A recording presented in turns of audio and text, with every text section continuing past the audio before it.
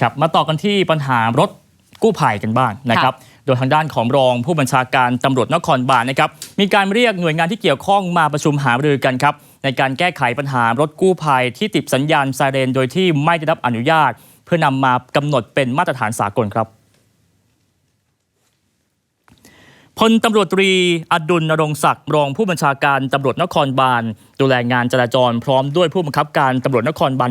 1-9 และรองผู้บังคับการตำรวจจราจรเรียกประชุมตัวแทนหน่วยงานที่เกี่ยวข้องไม่ว่าจะเป็นศูนย์เอราวัณมูลนิธิร่วมกตัญญูมูลนิธิปอเต็กตึงเพื่อเป็นการกำหนดแนวทางรถที่ติดสัญญาณไซเรนและไฟฉุกเฉินครับ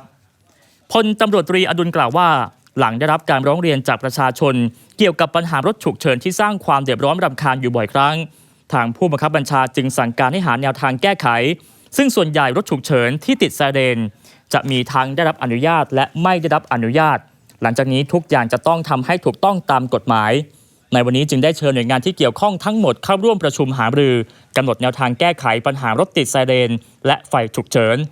ส่วนโลโก้หรือสัญลักษณ์เฉพาะสำหรับรถที่ได้รับอนุญาตรวมไปถึงการจัดประเภทของรถฉุกเฉินต่างๆขณะนี้อยู่ในขั้นตอนของการดำเนินการของสถาบันการแพทย์ฉุกเฉินคาดว่าจะมีการนำเสนอต่อคณะรัฐมนตรีแล้ว